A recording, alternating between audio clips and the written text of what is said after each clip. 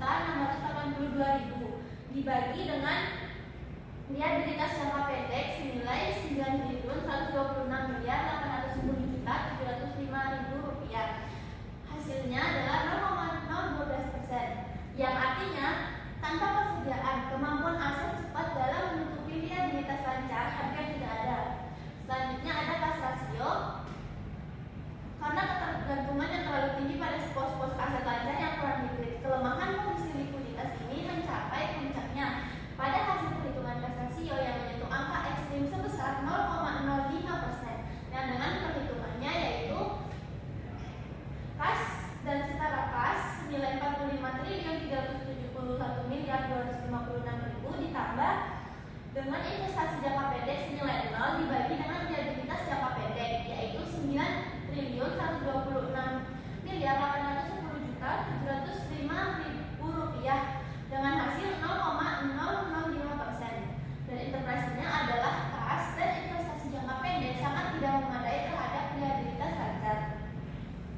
Nah, secara keseluruhan, seluruh indikator likuiditas perusahaan berada di zona merah dan menunjukkan risiko gagal bayar yang sangat nyata jika tidak segera ditangani. Selanjutnya akan dijelaskan oleh Azwa. Nah, yang kedua itu ada aktivitas modal kerja.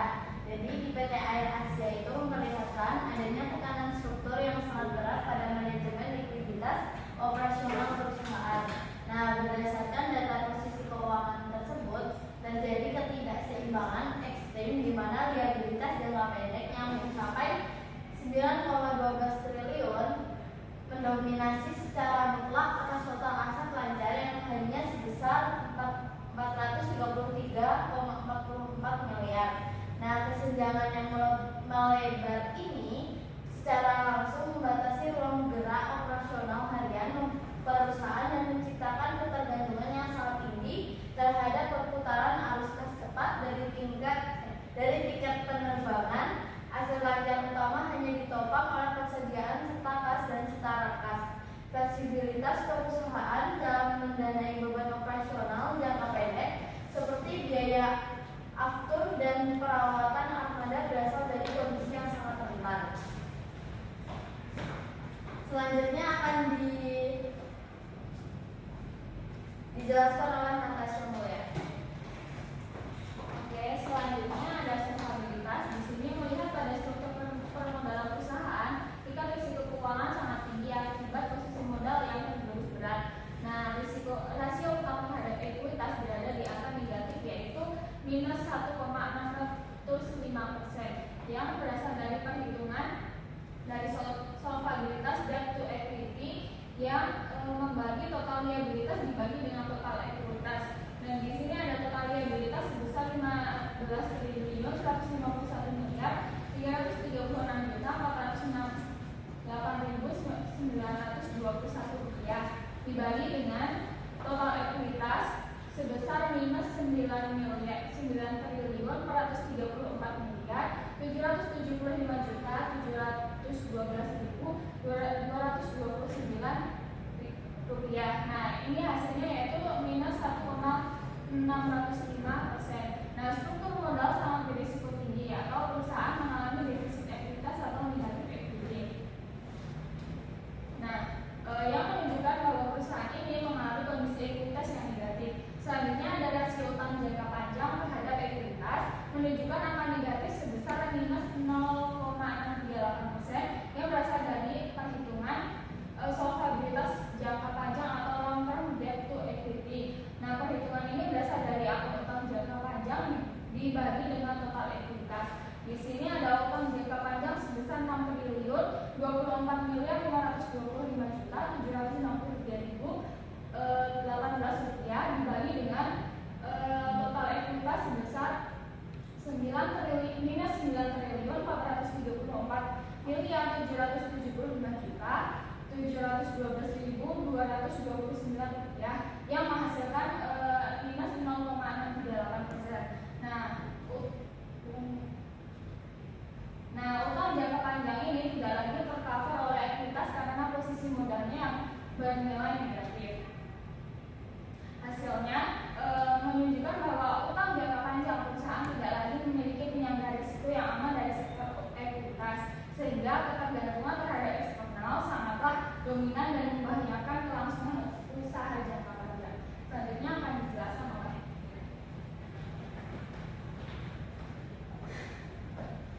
selanjutnya yaitu pembahasan tentang profitabilitas. Nah, analisis profitabilitas ini menunjukkan bahwa sebuah perusahaan itu masih berjuang keras untuk keluar dari zona kerugian yang diakibatkan oleh beban usaha yang sangat tinggi. Perusahaan ini berhasil membukukan penjualan neto yang cukup besar, yaitu mencapai 7,94 triliun, yang mana hal ini mencerminkan bahwa jumlah aktivitas dan skala operasi yang signifikan di sektor penerbangan. Namun, kuatnya pendapatan tersebut belum mampu dikonversi menjadi keuntungan karena tingginya biaya-biaya operasional, sehingga perusahaan terpaksa mencatatkan laba usaha yang bernilai negatif atau rugi operasional sebesar 790,39 miliar. Kondisi profitabilitas ini semakin tertekan ke bawah akibat adanya tambahan beban keuangan bersih yang harus ditanggung sebesar 424,33 miliar, yang akhirnya mengakibatkan akumulasi laba sebelum pajak merosot hingga menyentuh angka rugi sebesar 1,52 triliun. Selanjutnya akan dijelaskan oleh Natasha Julia Putri. Selanjutnya yaitu analisis arus kas. Analisis arus kas PT Air Asia menampilkan bahwa hasil yang kontradiktif namun krusial antara basis akrual dan basis kas.